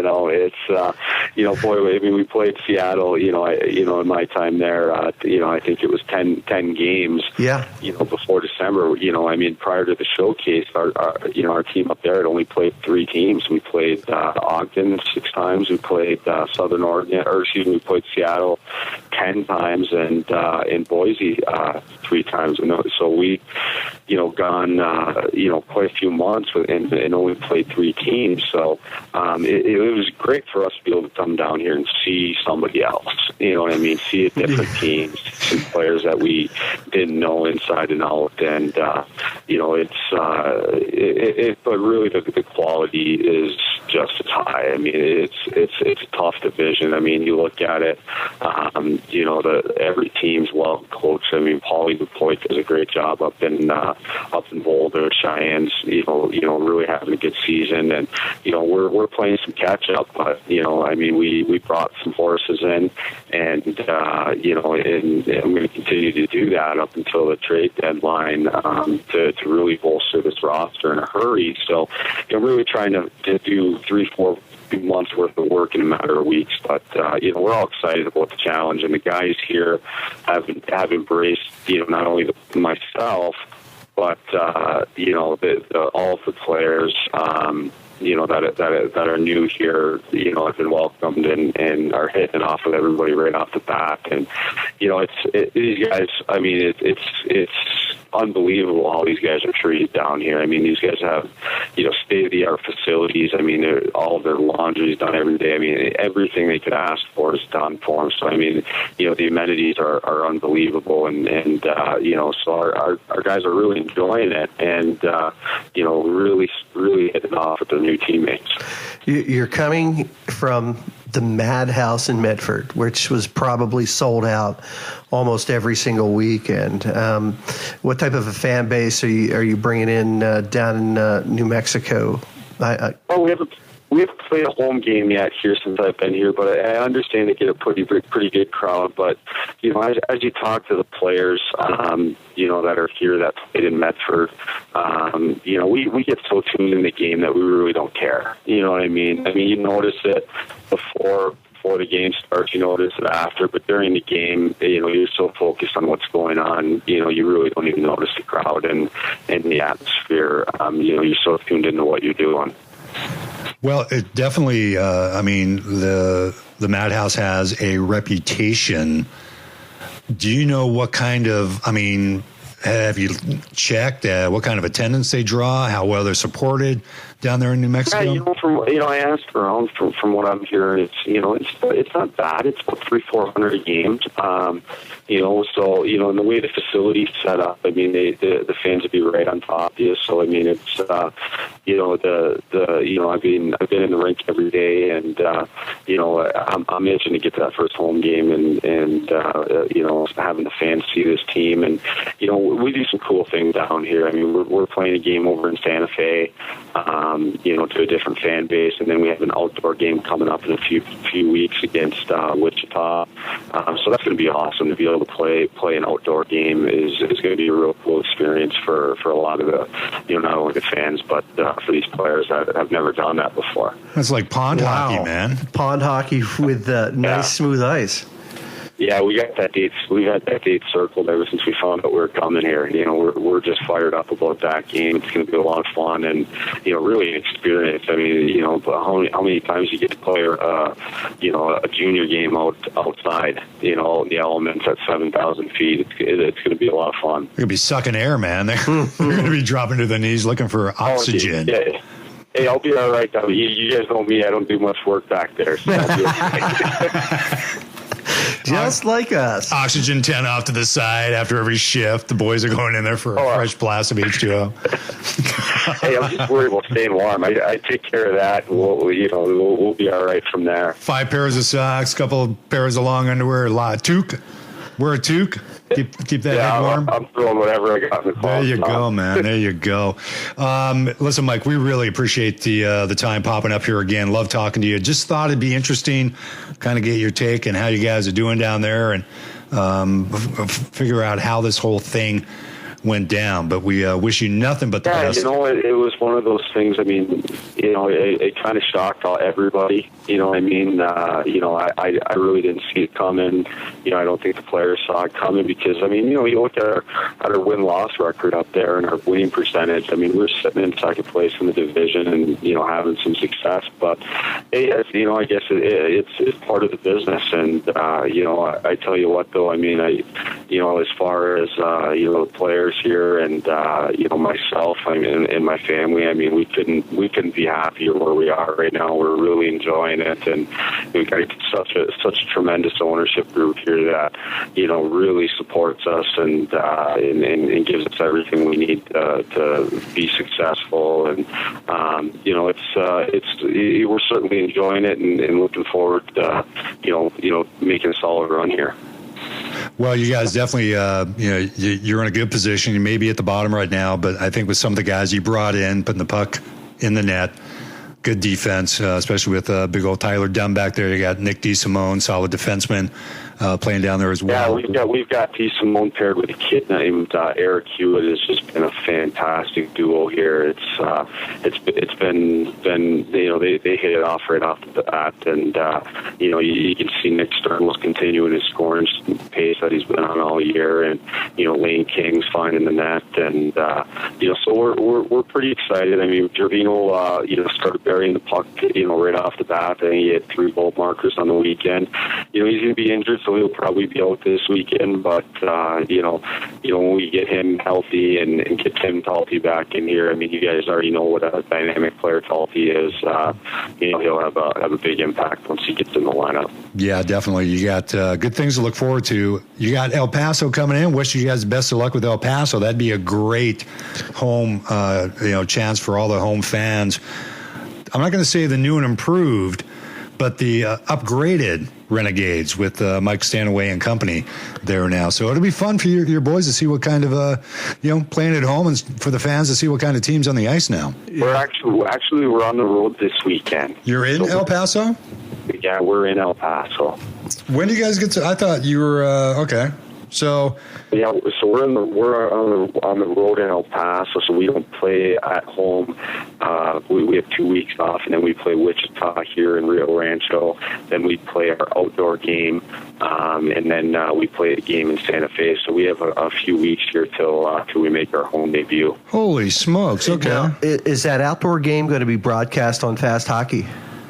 I do believe it is. I'll let you guys know for sure, but that's something I'll definitely keep you updated on, because that's going to be a cool event. I'm looking forward to that, and I think that's one of the things they really make an event on, and they're expecting right now anywhere between 2,000 and 3,000 people in attendance at that game. Nice. I want to go. Oh, yeah. That'd be awesome, man.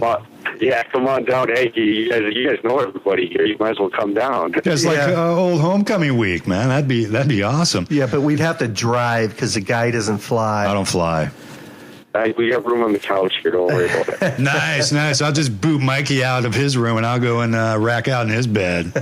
Yeah, there you go. There you go. All right, Mike, we appreciate the time, man. Best of luck, and we will certainly be keeping an eye on the Renegades as the season progresses.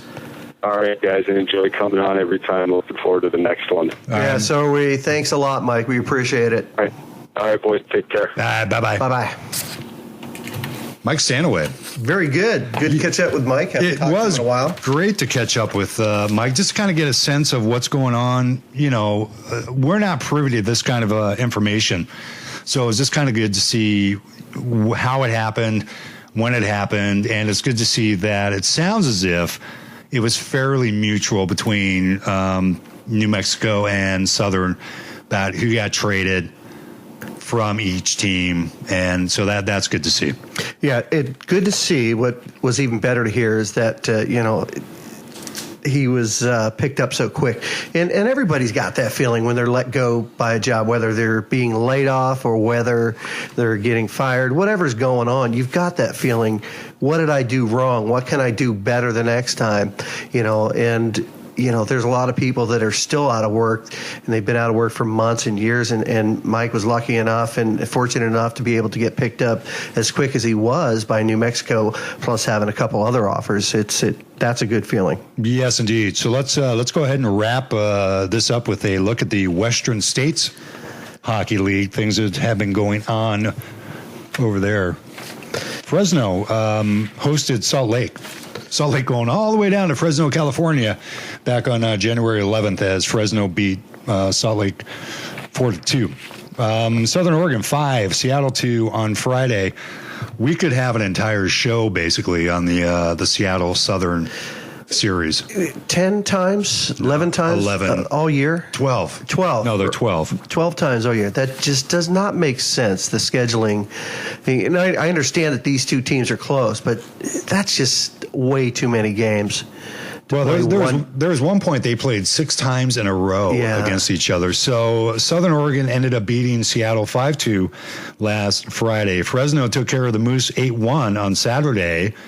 Idaho took care of Ogden 9-1 on Saturday. Again, we talked to John McBride a little bit about those games between Ogden and Idaho. A couple of them could have gone either way. That's actually. Right. So that was good. Seattle hung around in Medford Saturday, January 12th, as Southern beat the Totems 5-3, and that wrapped up the season series, 12 games between those two teams, and Southern won 11. In fact, Southern went on an 11-game winning streak after losing the first game. The first game, right. And they had multiple shootout wins as well. Yeah, they had quite a few, and we'll look at that as we get sort of into the standings. And then the final game of the weekend, Idaho hosted Ogden once again. Idaho took that 8-2 up there in McCall. Team standings in this division in the Western States Hockey League. We've got Idaho Junior Steelheads with 27 wins, 1 loss for a total of 54 points, followed up in second place by the Ogden Mustangs. 16 wins, 14 losses, 1 overtime loss, and 4 shootout losses for a total of 37 points. Southern Oregon Spartans, they've played a total of 28 games. They're 16-12, 32 points. We have Seattle right behind there at 9 wins, 18 losses. They've got 2 overtime losses, 5 shootout losses for a total of 25 points. And last place, Salt Lake City Moose, 7 wins, 16 losses, 1 shootout loss for a total of 15 points. Now, 3 of those shootout losses for Seattle did come against the Spartans. Now, considering how close the points are, if Seattle had gone the other way and had those 6 points back, they'd be a lot closer right now, point-wise, to Southern. So you get 1 point for a shootout loss or an overtime loss, and so they were maintaining there for a while. But these two teams went nose to nose every single game. Rarely I don't think there was a blowout. They were all within 1, 2, or 3 goals of each other. Yeah, nose to nose, fist to fist. I mean, just very physical hockey. It really was a very, very physical series. But, Coach Murphy of Seattle, again, has had teams, I think, not as physical as Seattle was about 4 years ago when they were in the NORPAC running shop. Those were big, scary hockey players back then. Yeah. That was like a traveling circus. And Murph will say it. It was a circus coming to town when the Totems came to play. Yeah. Well, they had Beatty, Quinners, what was that big guy's name? Gosh, I wish I could remember his name. English. English. Yeah. Yes. Eric English. Eric English. That was a big boy. And what do we got coming up this weekend on the schedule?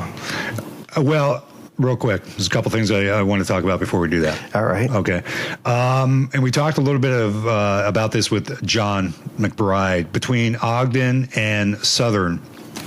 Southern's in Salt Lake this weekend for 3 games. That's 6 points available. If Southern sweeps the Moose, they will be in second place by 1 point. Because Ogden's off this weekend. Ogden's off for a while. Yep. And so this could be a huge weekend for the Spartans, who currently have 32 points. Ogden has 37. If they sweep the weekend, they could be in second place. They have quite a few games in hand, and that's going to kind of play to the Southern Oregon. That's going to play to their advantage. Ogden's played 36 games. The last Idaho game is still unofficial, so they are actually, I believe, 16 and 15, 36 games into it. So Southern's played 28 games, and they got room to catch Ogden. Ogden could play very well. Seattle still 10 points ahead of Salt Lake, but Seattle's going to be looking behind them and chasing Southern, because John made a good point.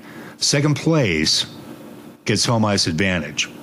And I heard a rumor, and I'm not a big fan about throwing rumors out unless I can actually substantiate them, but I heard second place, like first place, gets a bye, because it's held in McCall. Idaho is in it automatically. I heard second place gets a bye, and third and fourth place play against each other, and then those teams would play the second place team, whoever wins that series. We should have brought that up with John and asked him if he knew what that rule was this year. We can find out for next week. But so it is. It's Seattle, Ogden, and Salt Lake right now. Those are really the teams I'm going to be kind of focused on to see, especially Southern and Ogden, to see how the points match up, since Southern still has so many games in hand over Seattle and Ogden. So they can make a push. They can make a push and wind up in second place.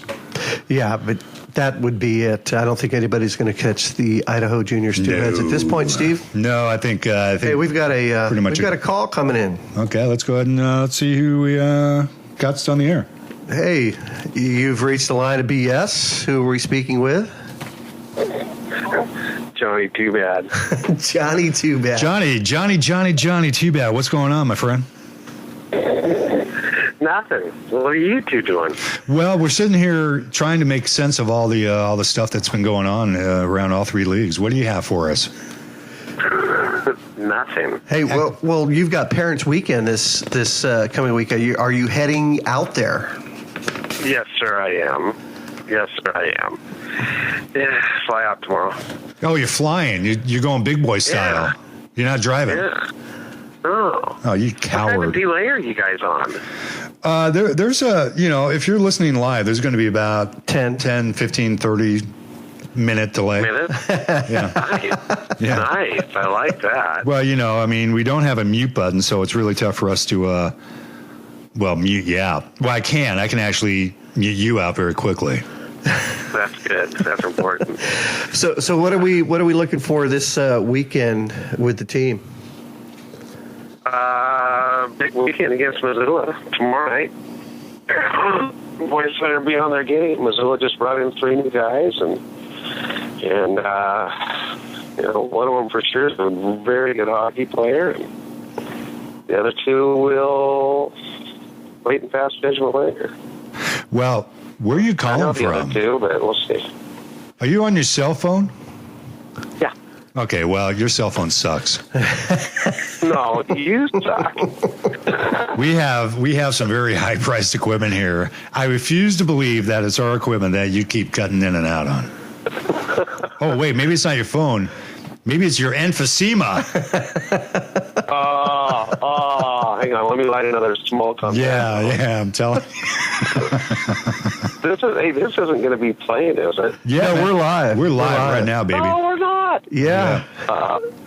We're live. I better keep her down then. Yeah, you better, up the medication and make sure that you use very clear, concise English words. Oh, okay. Don't repeat the text. Don't repeat the text. No. I'm not sure what text you're talking about. I haven't gotten any. Well, that's why I didn't text you. I was texting others. Okay, well, yeah, we haven't gotten those. So you guys actually do have the whole parent weekend thing coming up. Is that sort of a big deal? And like a lot of people show up? Yeah, well, a lot of parents. It's for the good. parents. You bring them out on the ice and introduce them and do the whole thing? Do the whole shebang, of course. That's awesome. Of course. That's awesome. Yeah, and it's a pretty good time, and generally what we do is most of the parents usually stay at the billet house if they care to, with their kids in the billets, and kind of a tradition that we've done for a long time. And if they choose not to, they can stay at the team hotel. But that's it's kind of funny. I mean, it really pulls everybody a lot closer. And a lot of these parents who are from far away have only met these billets and spent a couple of days with them when they first came out with their kids. Yeah.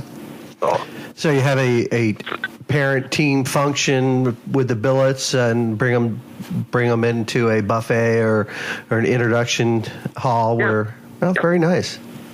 And very few words from us on staff. How is that possible with you, though? They want more. All you do is talk. I just don't peek my head out. Our rink's set up to where you don't have to show unless you want to show. Well, apparently you want to show because you're flying there. Yeah, well, when all you hear all week is freezing fog and black ice, I'll fly this weekend. I wouldn't go. Well, I mean, I think... That's just like a city about flying. We got to talk about that someday. What's that? You, flying. Oh. Airplane? No. I've got two stories. You'll fly a car, you'll fly a lot of things, but you won't fly any plane. No, I won't. I will not fly. And the fear is genuine. All I can tell you is I flew on 2 flights, I believe, with you. I know one was to Denver, and I've never seen somebody look so scared on a flight when it was one of the smoothest flights we had.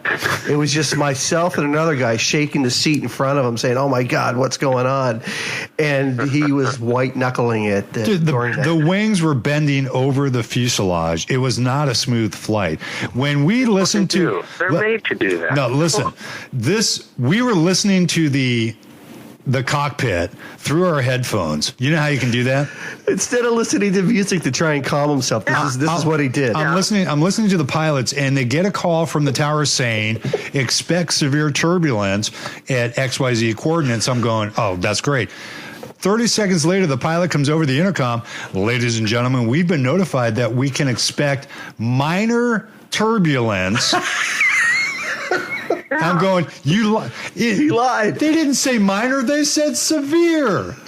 And they shut the airport. We were the last plane to land in Denver because they diverted all the other planes around. So you have pilots lying to you about... It's okay. No, it's not okay. Yeah, it is. The wings were bending over the fuselage, and I swear I saw a gremlin sitting out there having a smoke. And I that was it. But the whole point of flying, it's not flying that scares me. It's coming down fast and hard. Yeah. Now, the reason I'm scared to death of flying, I don't know where we got into this because this is stupid. I don't know what happened to hockey, but I was in a small plane crash many years ago and walked away from it. and said, that is it. I am never flying again. You drove your big wheel off the roof onto your porch. Cars regularly every week, and you don't walk away from those. Well, I usually get carried away from that. But here's the deal. I'm in control. I choose to jump a car through a building or, whatever it is I'm doing that week. So, yeah, for those of you that don't know, you can go on to our Facebook page, the BS Boys Facebook page, and Steve's posted a few videos up there of his crashes. Well, I'm trying to generate interest in the boys. Yes. Yeah. In the boys. In the boys. Do you have anything hockey related? Because you're just really irritating me now. Actually, back to where we were. Okay. Back to where we were. Yeah. Hey, it's that time. Everybody's got to make a lot of moves, or if they're going to make moves in the next 3 weeks, like I said, Missoula's bringing back Stawinski, which is a top defenseman in on any team at this level, and he's going to college there in Missoula, or else he could maybe be playing Tier 2 this year. That wouldn't surprise me a bit, so that's a big one. And I brought in a kid named Manning who played for Yellowstone a little bit before, and a great big kid, and then a kid out of the Western States League. So it was Constantino. Actually, he was Western States. He was Great Lakes League before that last year. So they're making some moves. We're going to make some moves and have some things in the works, and so it's going to be exciting. The next 3 weeks will be great. When is the trade deadline? 6th, 8th, and 10th of February, depending on what level you are. And Tier 1's the 6th, Tier 2 is the 8th, and the roster freeze is the 10th. So roster freeze, that means no trades and not even bringing another player in to sign on the roster. Correct. At that point. Pick your 25, because that's your 25. For the rest of the year and playoffs. Yep, and if you get hurt, suspended, whatever, and you only have 12, you only have 12. Hey, how many teams? The only thing, what's that? How many teams from the AW are going to nationals this year? One. Just one? Yep. Okay. Just the way it should be. Yeah, exactly. Yeah, instead of sending 2 or 3. But now, how's the? I think. What's that? Go ahead. Well, how's the? You guys have 8 teams? Glacier's not eligible for the AW playoffs, though. Correct. Correct. Okay, correct. So they're going to be doing the playoffs over in NORPAC. Top 4. Top 4. Okay. Top 4, and unlike, and we do the, best of 7, slug them out. And it's, depending on where you're at, it's usually home and home and home and home. There's no 2-3-2 or any of that stuff. So it gives everybody the advantage to play as many games and we get as big of a gate as possible, because there's so much better here is gate-driven, especially playoffs. And it works out pretty good. What do you guys play? 48 games in a season? Yes. Okay. That's a long season, man. That's a lot of games. Last year was really long. This year won't be quite as bad. Last year, they tried something different, is because the gate is so big in March that we, since we were allowed to send a couple teams to the national tournament last year, we played the championship series after the national tournament. Oh, that's right. And, I remember that. On the competitive side of things, personally, I didn't care for it. Owners loved it. But, most of us, you go your whole life, and the national tournament is the culmination of your season if you're lucky enough to make it there. Absolutely, yeah. And and basically that's the last year. It kind of boiled down to who could keep their guys focused after the national tournament and get them going. It was a great series, don't get me wrong, but I think it could have been better if it was late before the tournament. Yeah, playing that after the nationals, boy, how much of a break was there between nationals and then the AW championship? 6 days. That's a lot of hockey, man. It's a ton of hockey. Yeah. Well, it's a lot of hockey back in Minnesota. And did you guys bus out there, take the bus, or did you fly? So then you got a bus back after the tournament, and it's not bad. It's 21 hours. I think that's a normal bus trip in the Western States, isn't it? Probably, yeah. I could make the trip in about, 7. I can name that tune in 7 hours or less. Yeah, I mean, that's what the right foot's for. Yeah, just plan it and go. You know? Especially once you get to eastern Montana and across the Dakotas, just let it rip. Well, yeah, and that's the thing. They don't pull you over for speeding. They pull you over for like an environmental law for wasting gas. Pay them $25 and go back to Mach 7. Yep. That's right. Yep. I think it's 40 now. Yeah, I think I don't know. Everything will be settled out at the USA Hockey meetings this weekend on exactly who's going, the mystery of Eastern Junior League, and all that will be answered. My understanding is that everybody's going to have one person in attendance except for the Golden Children in the Minnesota League, and because they've let Rochester host again, Roch apparently gets a bye, which, 2 years ago, or the first year they had it there, they had said, I'll give them a little credit because they said that, if they couldn't win their way in, they weren't going to go. They weren't going to play. And last year they weren't so sure, so they went, we're going to take the host team deal, and they did the same thing this year. So there will be a couple teams there from that league. Is that something that is negotiated, or do you guys? Yeah. Okay, so that's negotiated. So that could end up in Helena or somewhere other team in Montana, right? It could end up there, you said? Yeah.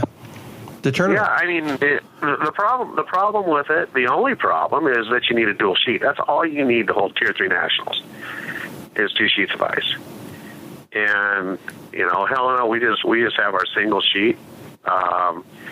We'd actually looked at whether we could do something and have it, if you get the Civic Center at Butte, which is an hour from Helena, Great Falls, which is an hour and a half. It just logistically, I think it's just a little too spread out for what most people would like. Missoula has 2 sheets. Billings, if they could get the ice going in the Metro, they have 2 sheets right next to each other. They could do it, but that's about it in Montana. Well, I think being in the middle of the country, obviously teams coming all the way from the East Coast all the way to Montana. Expensive. Again, it might be kind of nice to put it someplace else other than Rochester eventually, but sort of in the middle, and it's sort of cost effective both left and right. So I don't know. We'll have to wait and see what happens there. Yeah. But again, we did want to mention you got the Parents' Weekend coming up. All the parents rolling up there to Helena to see some good games. Anything else you got for us before we shut this puppy down? Nope, I won't say what I was going to call in and say. Oh, you can say that to us off the air then, and we'll find out. Exactly, that's what I'll do. Okay, great show. I love McBride being on there. Wasn't he great? Yeah, I love that guy. Yeah, he's And awesome. the segment with all the other announcers is just clip it out and put it on its own, because that's the best ever. Well, we every now and then we do something right. Yeah, John McBride, great interview, and we'll be catching up with you, I'm sure, soon enough. We'll be trying to get Mike Butters on the show next week. Yeah, when's a good time to call him? He's in Florida at the USAH meetings all weekend, so I think he surfaces back Monday or Tuesday. Okay. Special Greg treats this like a phone. He thinks it's a phone call. Yeah. I'm just going to talk to you about non-pertinent stuff on the air. This is pertinent. On the line of BS. On the line of BS. That's why we call it that. Hey, thanks for calling in. Again, our first caller ever. Yeah. Yeah. Well, second great show. Good job, guys. All right, buddy. We'll talk to you soon. Thanks, Josh. Bye. Bye. AJ Reese. Nice. What a trip. Real quick, then we're going to wrap this up. Southern Oregon is in Salt Lake this Friday night. Boulder going to Idaho. That's going to be a good game right there. It's 7 p.m. puck drop. Southern plays Salt Lake again Saturday, 2:30 in the afternoon. Then Boulder plays Idaho Saturday, 7 p.m. Then Sunday at 2 p.m. But they're playing at CenturyLink in Boise on Sunday. Big arena. It's also a fundraiser.